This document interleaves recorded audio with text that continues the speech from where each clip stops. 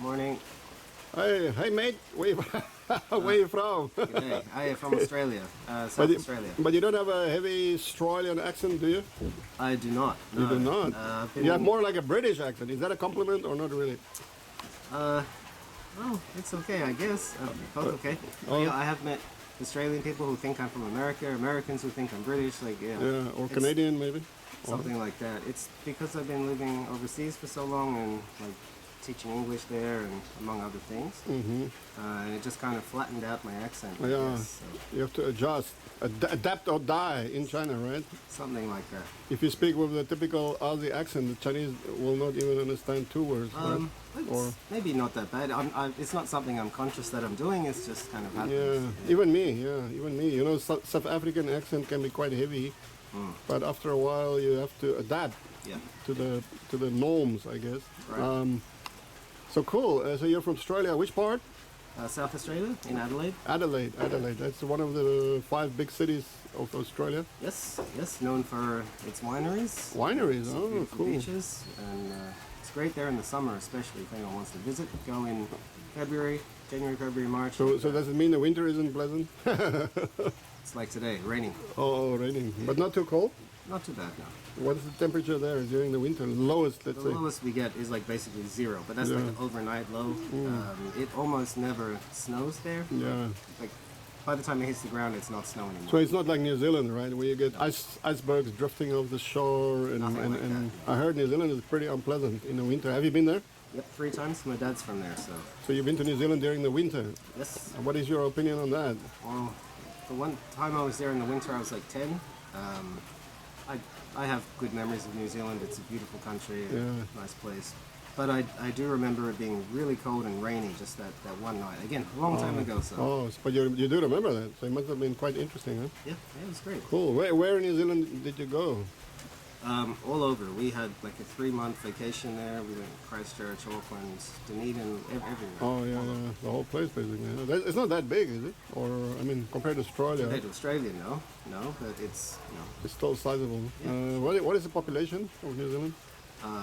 don't quote me on this. Somebody told me it's like 4 million, but 4 this million, might have but been about half of years, them in Australia. probably. I heard a joke. Well, I don't know if it's a joke. I hope it's a joke, but somebody said there is a New Zealand Association or something for the unification of Australia with New Zealand, or New Zealand with Australia. Have you heard of that? Is that true? Well, they are kind of tied like brothers and sisters. Yeah. So my dad's from there, and he still gets a New Zealand pension. He's retired now. Oh, So but he gets a New there's no Zealand real. They don't want to be physically one country, right? Or pension. some I mean, people. no, it is, but we're like brothers and sisters. Yeah. And sometimes they fight brothers and sisters. Yeah, so it was very funny. I was reading the story, and then I think somebody said the example they used is like New Zealand could be like a second Tasmania, you know. And then somebody said, but who the fuck needs a second Tasmania? It sounds. I thought Sounds like that an was Australian quite. joke, yeah. I thought that was funny. But what is Tasmania like? Have you ever been there? No, I've actually never have. But from what I know, the Apple Isle, I know they have some rainforest there. It's a very natural, very beautiful part of Australia. But I've never been. I'd like to go in there. Actually. Yeah, sounds very interesting. It's In in the south Australia- as well, right? It is, yeah. South. Southeast, yeah. So in Australia, we have like kind of a philosophy, I guess, where when you're younger, you travel outside. When you're older, you travel around your home. So I've done some traveling in Australia, of course, but there's a few spots I'd like to go. Sure. Yeah, first you want to see the world. Same like me. When I was younger, I wanted to see the world. Now I'm thinking go back to Africa and see more of Africa, right? Yeah, So me too. We're getting old. yeah, we're getting old. We have to. I guess it's like people start going to church again when they get older, right? Something like that. They Some people do. sweating for the final exam and all that stuff. But so let's talk about China. You've been in Asia, basically mostly in China, right? Yep. So I guess the last 9-10 years. 9-10 years. I've spent like 2.5 years in China, in Shandong, Qingdao, on the Yeah. east coast of China. Yes. Well, they supposed to have good beer there, right? Well, it's all right. Yeah, it's drinkable. Yeah, compared to some of the other beers in Oh, China, yeah. the Qingdao stuff's good. Yeah. Quite good. They have fresh beer, I think, in Qingdao. Yeah, you can go to like a little local store, local shop, and they have a keg there, Oh, and they'll fill up a little plastic bag for you. Yeah. And you can take a plastic bag of draft beer. that's good. It's quite amazing. It tastes probably better than the bottle stuff. Oh yeah. It's pretty good. I wonder why they don't have it in the rest of China. Though. Fucking the beer in China can really go low, you know. Absolutely, like the snow beer is. Oof. Some stuff is like is hard to. Sometimes you get the fake beers, of course, right? Have you ever? Oh my God! You drink it and you get a headache in a split second. You know, it's just like You pay for it the next day. Oh. Yeah. This is really common in Vietnam too. Like I went out there, I had working over there, and I had 3 Australian friends working in the same campus as me. So yeah. we used to run a muck over there, and Where's that now? In Ho Chi Minh? near Ho Chi Minh. It's called Gong Tho or Can Tho. Depends if you speak English or Okay. Vietnamese, which I can't speak Vietnamese. Okay.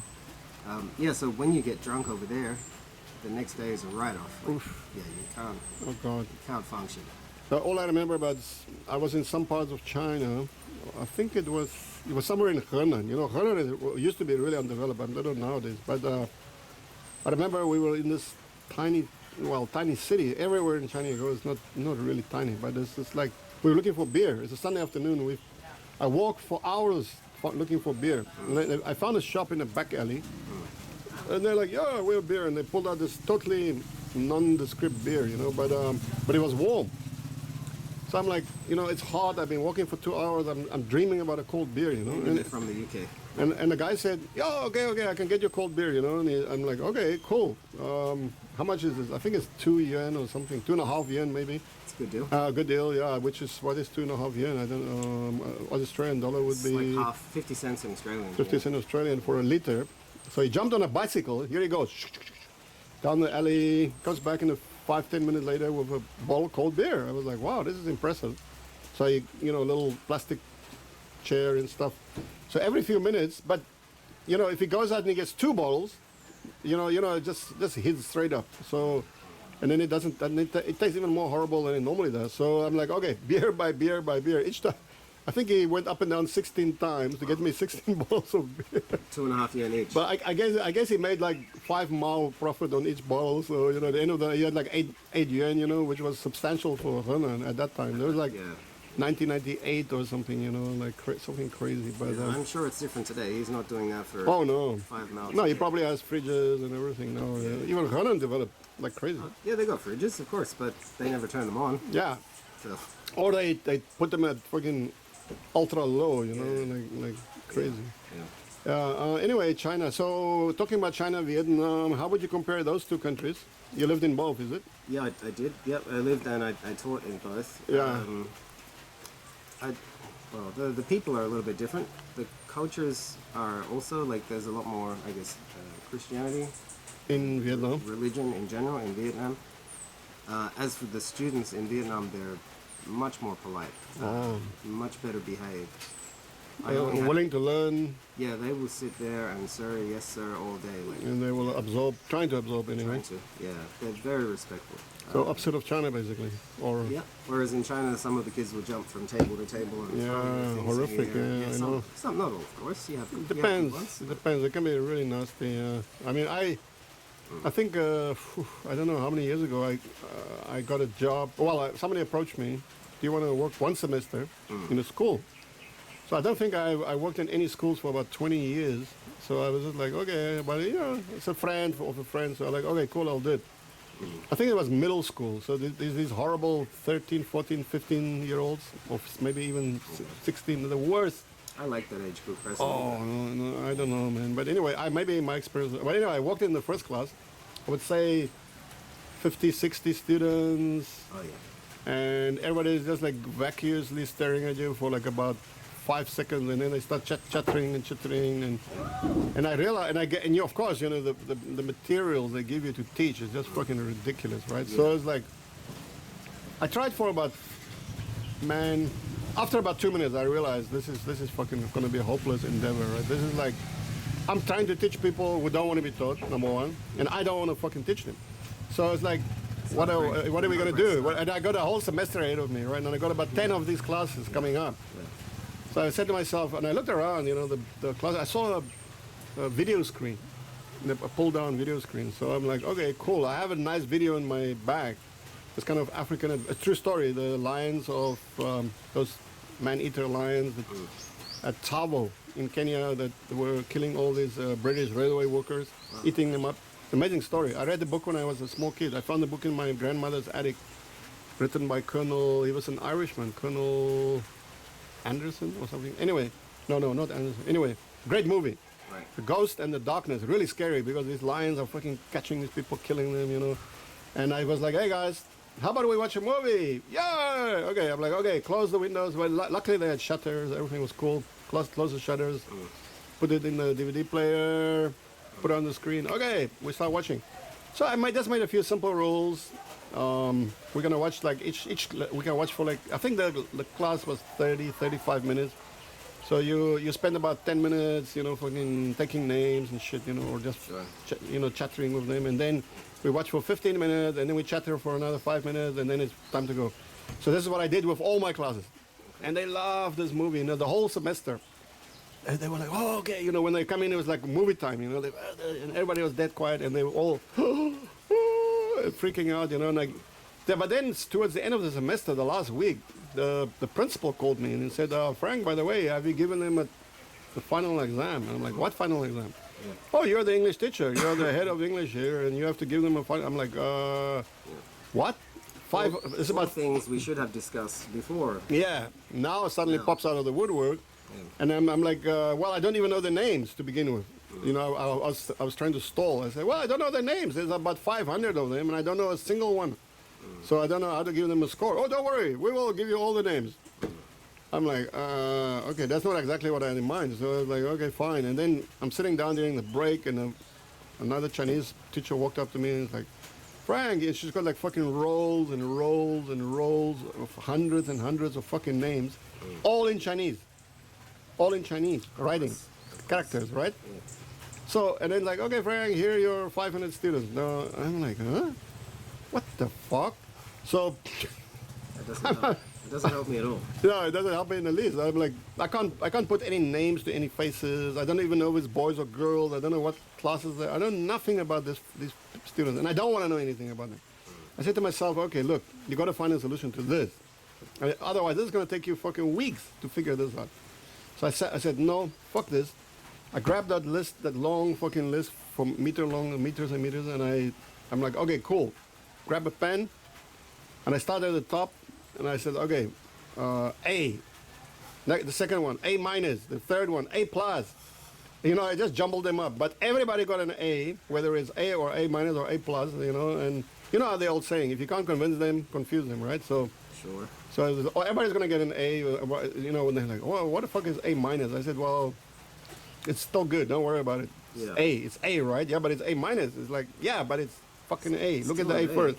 Yeah. But you know Chinese, they Sure. I'm like, okay, I can't. You know, and anyway, they have to work a little bit harder at their English, okay?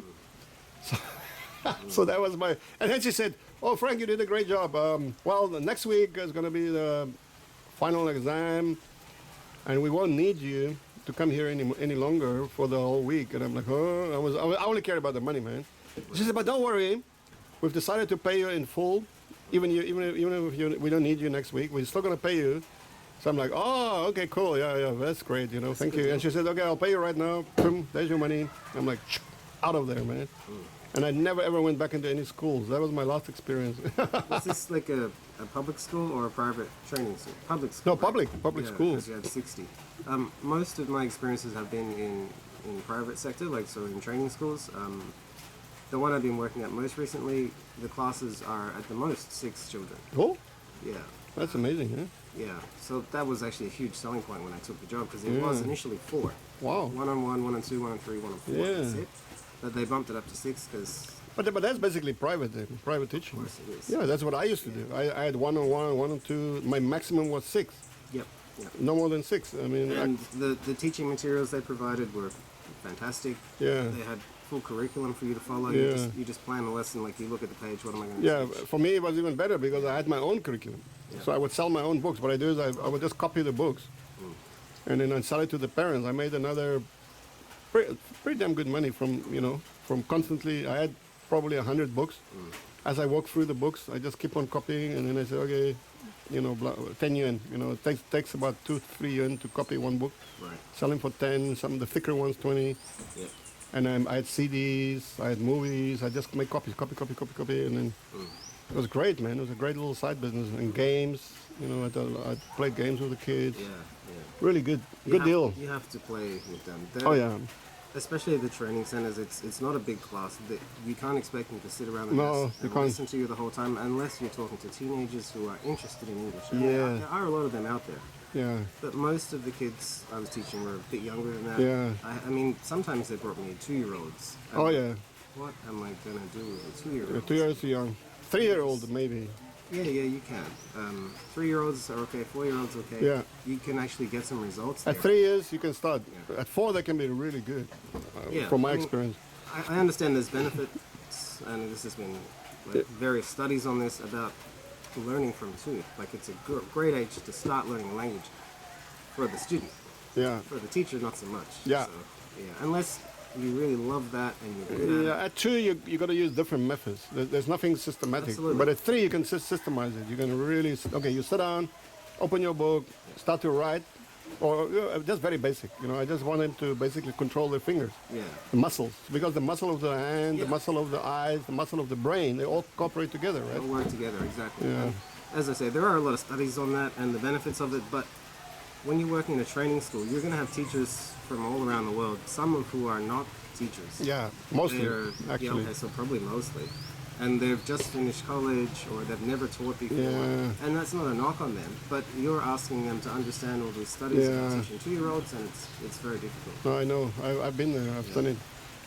So China, man. So what is at the end of the day? What is your prognosis on China? Life in China as a teacher, as a making money, income is pretty good, right? Yes, yes. Depending where you're working now. But yeah, you can make some serious money in Australia. China. In China, you can save a lot. The cost of living is still relatively Yeah. low, depending where you are. Yeah, We've depending talked on- about this before. Somewhere like Shenzhen, Hong Kong, no. The No. cost of living is very expensive. Yep, yep. But in other places, it's very cheap. You can save most of your money, and you can even get like a comparatively decent wage, even for what you would back home. In Yeah. Australia, in the UK. Oh, yeah, the taxes are killing you in the UK. I know. Yep. My one friend, I met him in. I gave him a job, a private teacher. In the first month, he started teaching privately. He said to me, "You know what, Frank? I saved more money in cash in my hand, and my sister was a barrister in the UK. Yeah. That the money that she has in her hand. Now, how can you? Yeah. You're just a little. You're not even a fucking teacher. You just walk around and pretend to speak English to people." To kids. Kids, yeah, and then you get more money than a qualified barrister does in London, England. That's kind of scary, huh? I think you don't get more, you will save more. You'll save, yeah, no, you something similar. get probably a quarter what she's getting, but I don't know she's what's got to pay fucking 60% in taxes and you know, like, Yeah. So- At the end of the day, unless you're doing like a really high-end job somewhere in Australia, like if say you're a tradie or whatever, you're earning $1,000 a week yeah, or $1,200 a week, something like that. You're working for someone else. You would save more in China. yeah, Absolutely. because the taxes, well, I never paid any tax. Taxes, the cost of living, everything. Yeah, I never paid tax, and the cost of living was, Yeah. if you know what you're doing, it's very, very cheap. They are lifting their game on the taxes over there now. That happened in the last year. Oh, Any foreigner who is earning money there and they have more than 5,000 in the bank account Yeah. is now being watched. Oh. And Tax. most schools will not hire you illegally anymore oh, yeah. because they're being pressured too. But Sure. they still have, the relationship, the partnership. over there. So if they know someone, they can push it through. Right. And money-wise, so China is great for the money, the cost of living, savings. How would life in China compared to, let's say, how many times have you been in Philippines? 5 visits here to the Philippines. 5 visits already. So can you make a small comparison for us? Just a little comparison. Yeah, I can try. I mean, firstly, they're vastly different. Yeah.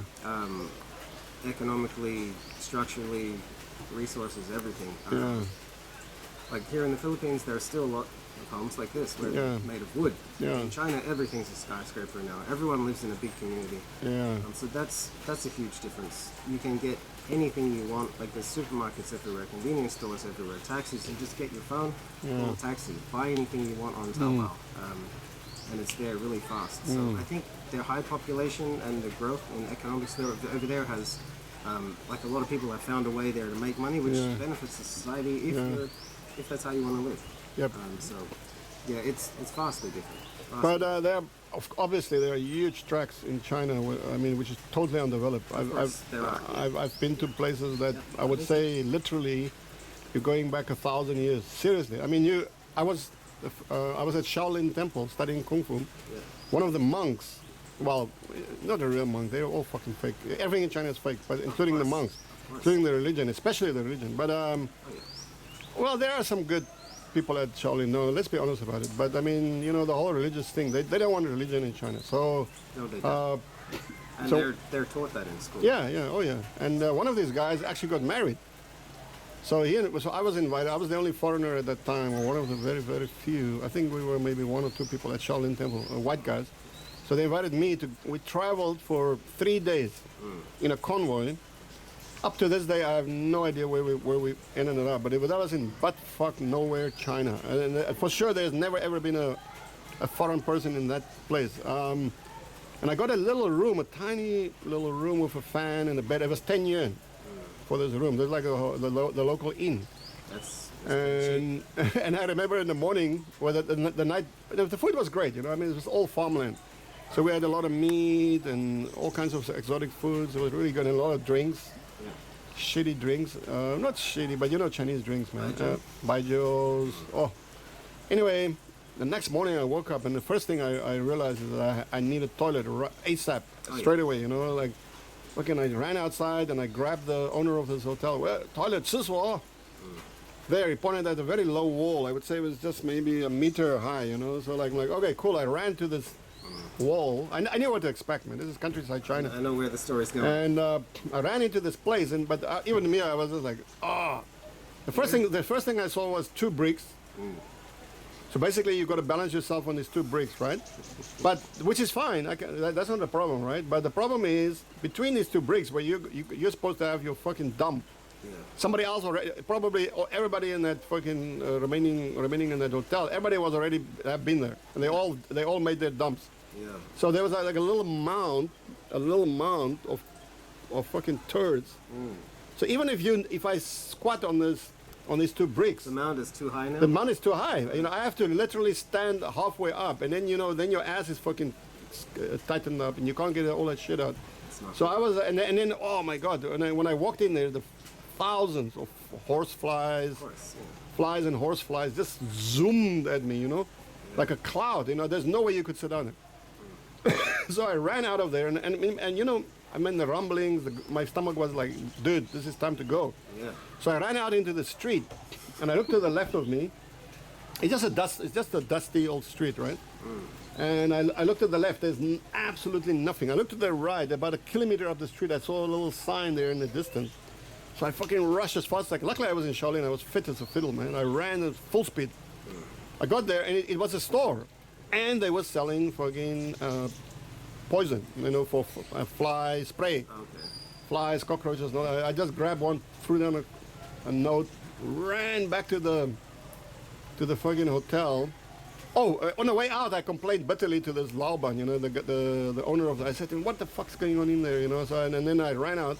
But by the time I got back, he actually took a shovel and he fucking cleaned away most of the you know, the dump. And but the flies were still there. So he thought you were angry because he moved the whatever, you know. But anyway, you know, I went after the flies. I sprayed for like 2 minutes solid, and then I was like, oh, okay, now I'm gonna have my fucking dump. And I had a great dump, man. But oh yeah, then when you finish, of course, you look around, it's like, there's no fucking toilet paper, right? And there's no water. Yeah. So there's like, oh fuck, I forgot to buy toilet paper. And I was like, shit. And you know, you have to learn very quickly in China. You always got to carry a packet of tissues with you. Yeah. Everyone's got a poop story. Yeah. Oh yeah. Some of them are pretty horrible. I know one foreign guy. He fell into the fucking toilet.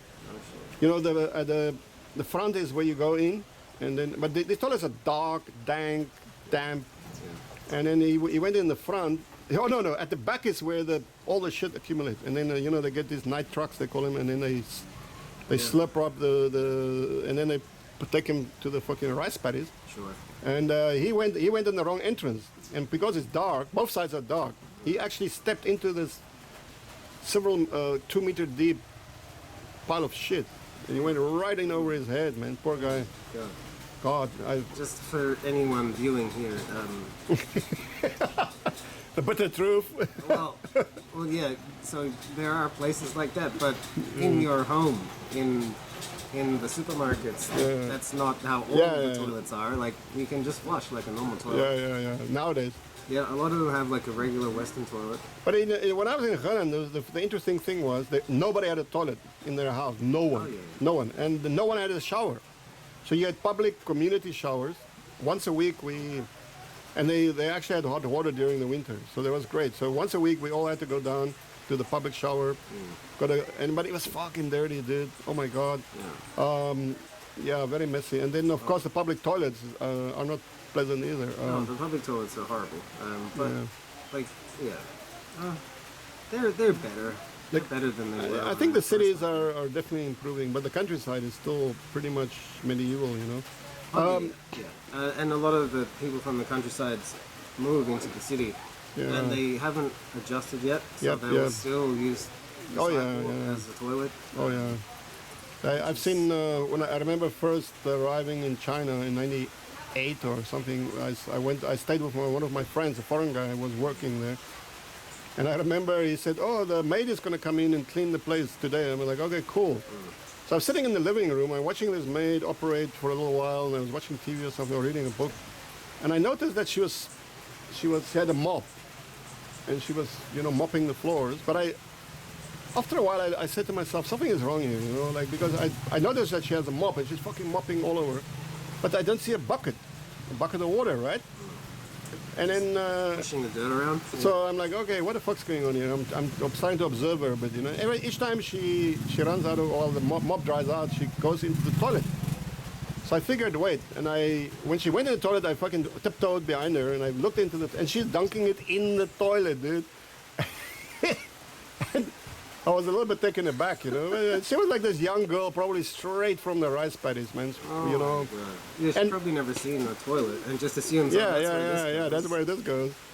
And then actually, after that, I've seen it several times. I've seen it in schools. Yeah. In schools that I work at. All right. Yeah. They just go straight to the toilet, dunk it there. So if anyone has not been to China and they go there, they will have some stories like that to tell. But that's, for me anyway, not my day-to-day life experience. Yeah, well, you lived in the cities, of course. Yeah. It was a smaller city. There was not much international food there. So you can't choose between like Italian and French, and you can just choose between spicy or really fucking spicy. These are your two choices, or you can cook yourself. So. Yeah, which is which doesn't make sense because it's so cheap to eat out. Yeah. You better just go out and you don't have to wash the dishes and shit. Yeah. Or you can have it delivered to your house. It's the same too. So lifestyle in Philippines is quite different, right? Absolutely, yeah. But it's not that. It's kind of just different, I guess. It is. So I've only ever come here as a tourist. Yeah. The longest amount of time I've spent here is right now. It's been 7 weeks so far. 7 weeks. But I've been here before for like 2 weeks, 1 month, like that. So, oh, nice. I always feel like in the Philippines, as long as you arrive and you leave the city, you're going to have a good time. Yeah. Get out of the city. Get out of the city is horrible, yeah. And it's a little bit like stepping back in time, 20, 30, 50 years, something like that. Yeah. But not in an unpleasant way. Not in a bad way at all. It's a great feeling. Yeah, it's a nice feeling. You drive through some beautiful countryside, amazing beaches, really friendly people. Yeah.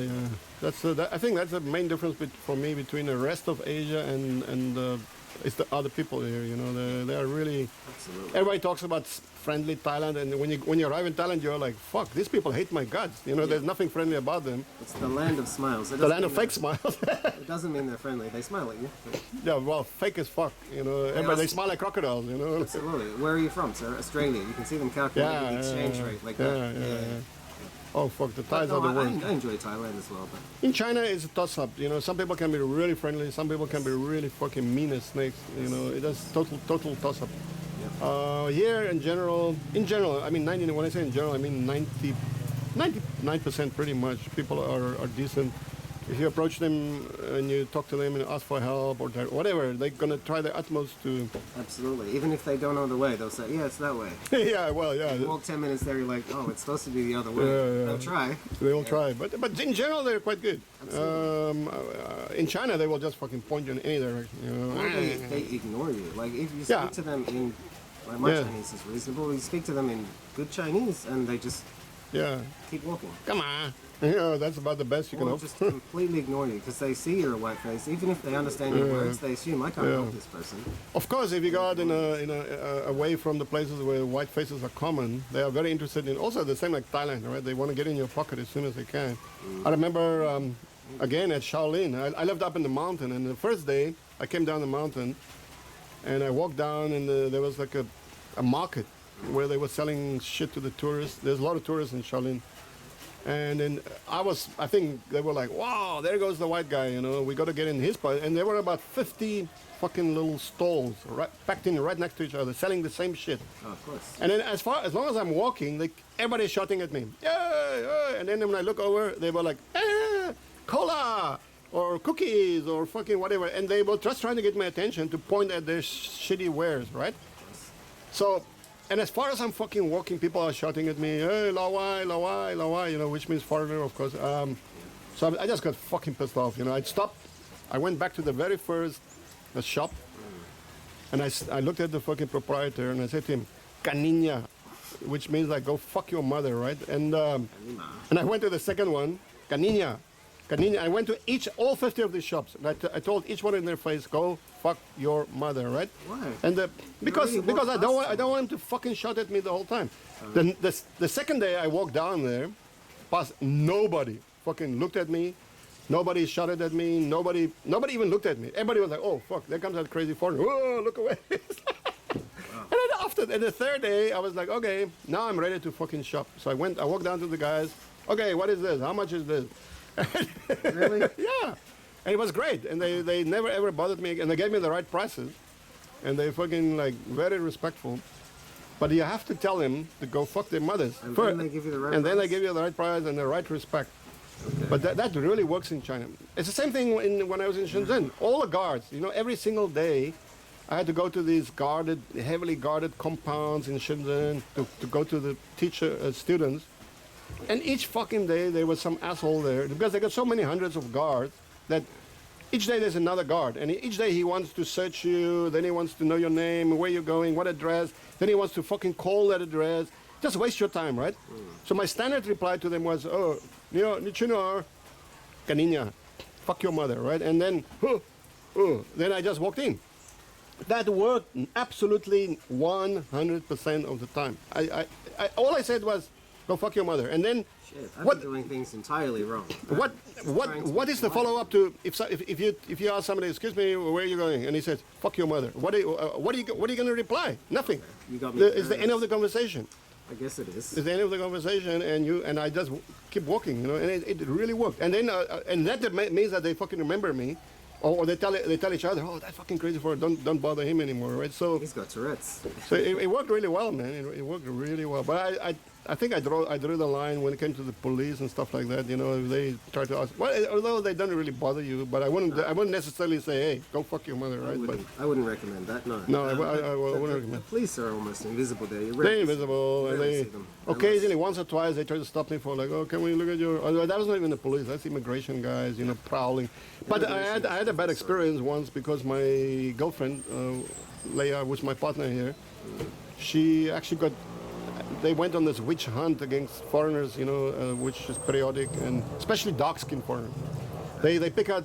If you're black, you are fucking suspected of whatever, and if you're brown skin. You're slightly less suspect, but you're still suspect. So I was with my girlfriend standing in the shop, and a big guy, big fucking Chinese, probably from North China, he walks in civilian, and he pulled out this extendable baton, you know, this metal extendable batons, and he whipped it like this, you know, and he's like shook it at her, and he said, "Show me your passport," in English. So, but he didn't realize that she was standing on that side of the shop, I was on this side of the shop. And she took out her passport, she gave it to him, and he immediately said to her, "You have overstayed your visa, you're under arrest." He didn't look at her passport, nothing.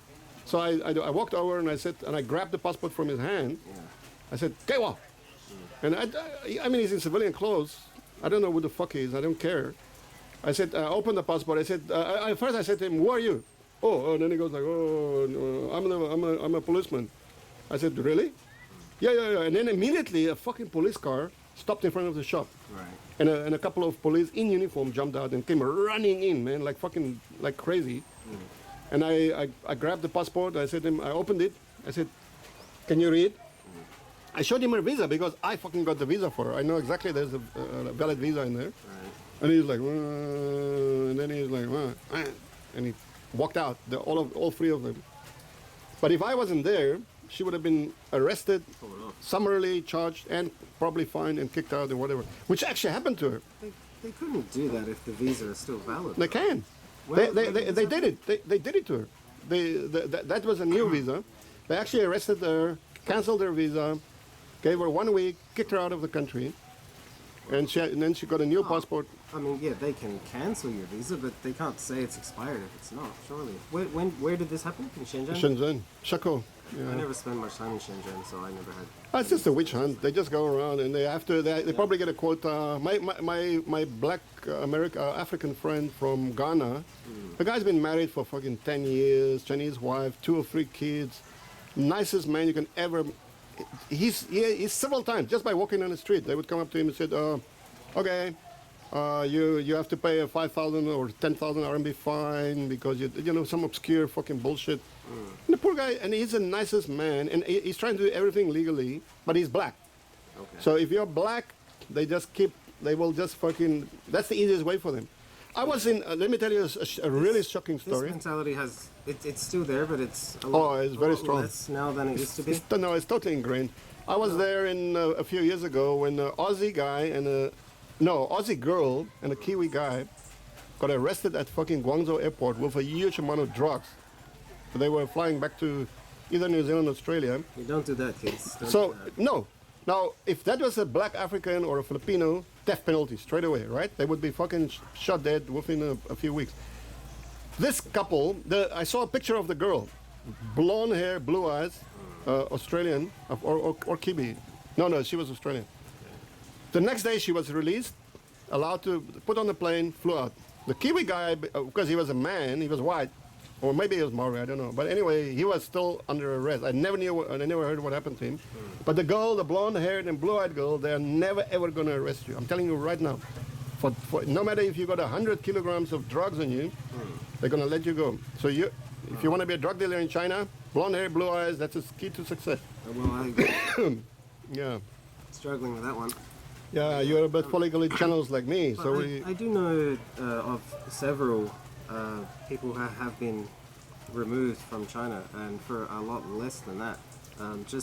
yeah, but they never have to face a death penalty like if you're an No, African not or death penalty, Filipino. but they've been extradited for violence. Like this guy got into a couple of fights.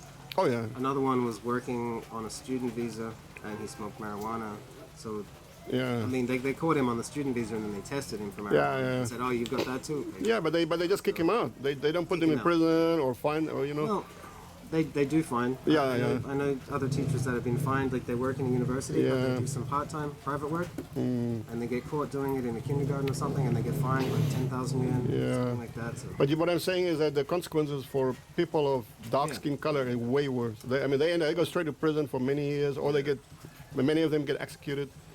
I'm unaware of that. But Oh, yeah, I know absolutely. there is some bias, some prejudice Absolutely. there. Oh. I was working Big time. with 2 people from, where were they from? The Netherlands. Oh, There's a white woman, again, blonde hair, and her boyfriend was black. yeah. And some of the parents, not many, but a few, they said, no, we don't want him to teach us. Yeah. That's very common. We're Very scared common. of him.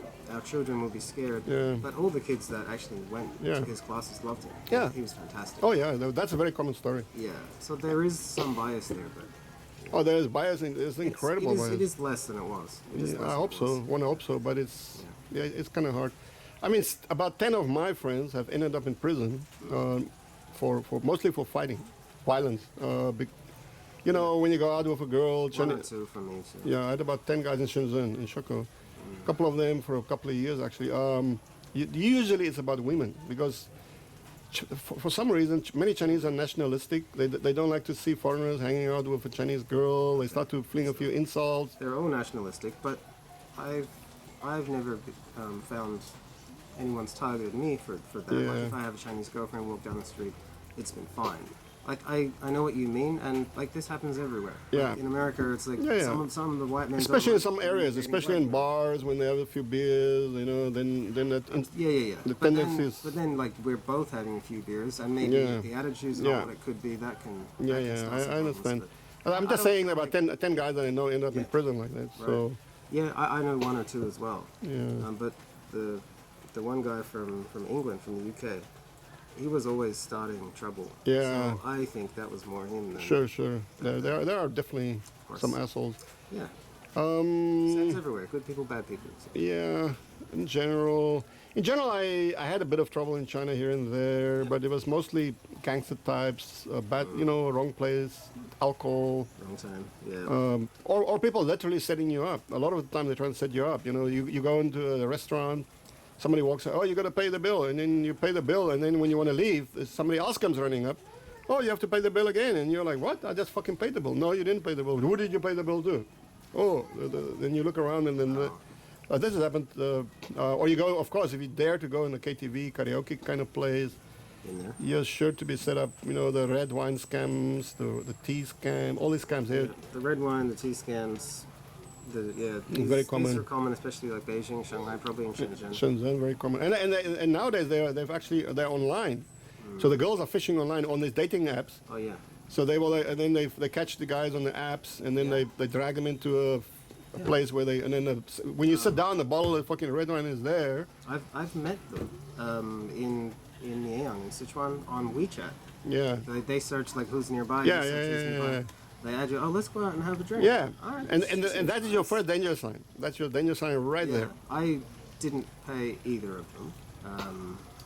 The first one I sat down and she said she wants a drink. I said, oh, I was so drunk last night. I don't want a drink. So I'm awake to this stuff. I've been watching her a long time. So I felt away as soon as I walked in there, and there's a decanter full of wine. I'm like, yeah, I don't want to drink anything. I'm good. So she says, oh, well, this is like 1,000 yuan for the wine. This is not bad for a scam. Normally it's like 5 and 6. Yeah. So I just went straight outside. I told the guy, listen, I just met this girl. And luckily enough, he was cool with it.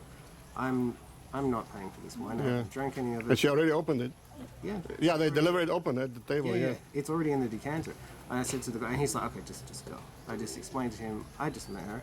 I'm not drinking. So he was actually letting you go. He let me go. You fucking lucky, dude. Yeah, but this is in Nieyang, which is like a small city in Sichuan province. Yeah. So it's not like you're gonna have the big goons there. Yeah, the big gangsters. Yeah. It's not set up for that. It's like it's a real restaurant. It's Oh. not a little back room. Oh, so she was so it's more like a psychological pressure she was applying, right? Wasn't it? I think it's more, she's pretty, I will stay here and drink this wine with her, and then I will pay for 1,000 yuan for a 20 yuan bottle And of she wine. gets like a kickback Yeah.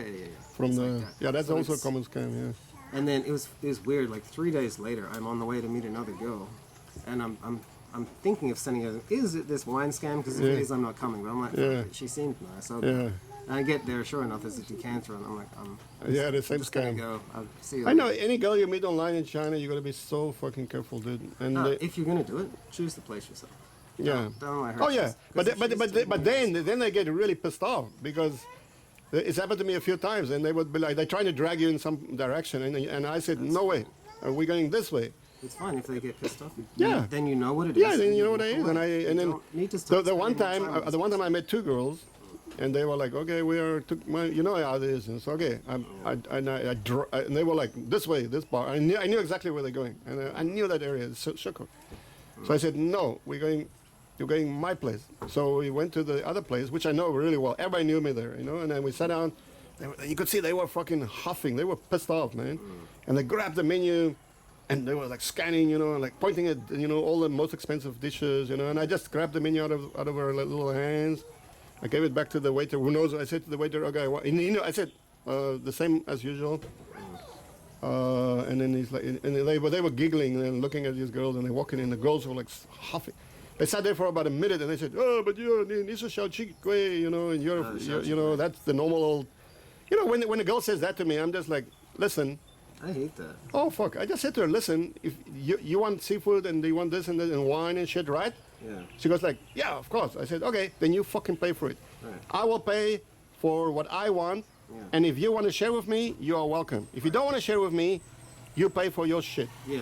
Fuck! They It's jumped like, up. You're not gonna spend 10,000 yuan on me Yeah, or a cheap yeah, steak. yeah, Like, bitch, we just met. You're a bitch I just met, literally fucking 5 minutes ago, Yeah, yeah, yeah. and you're acting like that already? But Jesus Christ! It's like I don't know what kind of person this works on. Oh, she called me a cheapskate. Maybe I will Yeah. spend the 10,000 just to show her I'm not. Like what? Fuck. Like I don't. I mean, probably some guys, Chinese guys are works fucking. on Chinese It works on guys. Chinese guys. Yeah, Oh, they I'm wanna. not a cheapskate here. Come on, Yeah. fucking dumbasses. And then, Maybe. oh man, this. You know, we as foreigners actually are just not even suffering the brunt of this.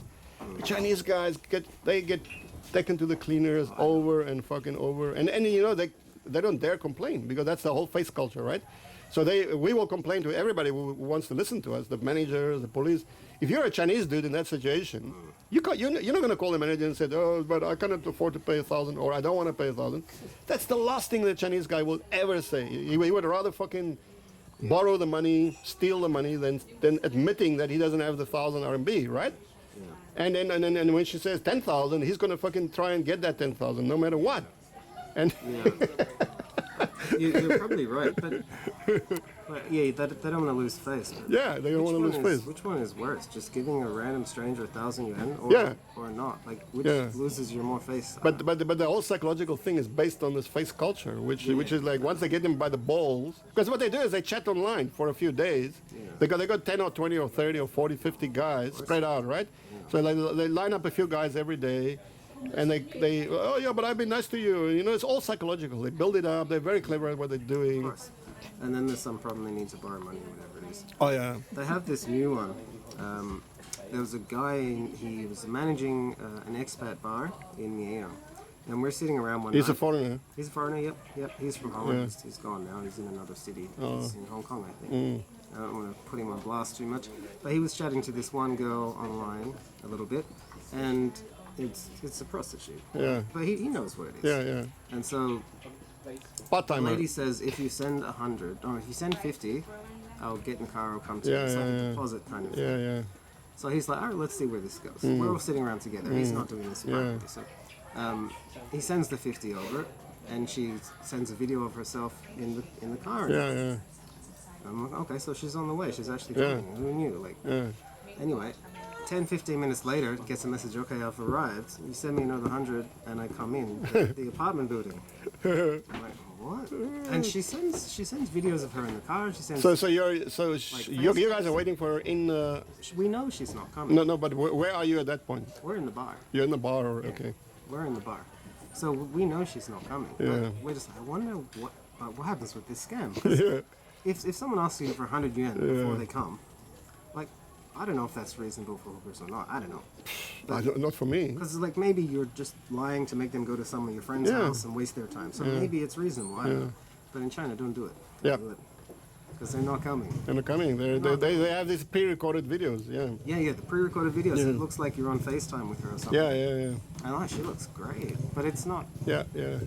And then the worst scam, the much worse one, is when they have these pre-recorded videos and suddenly you see her.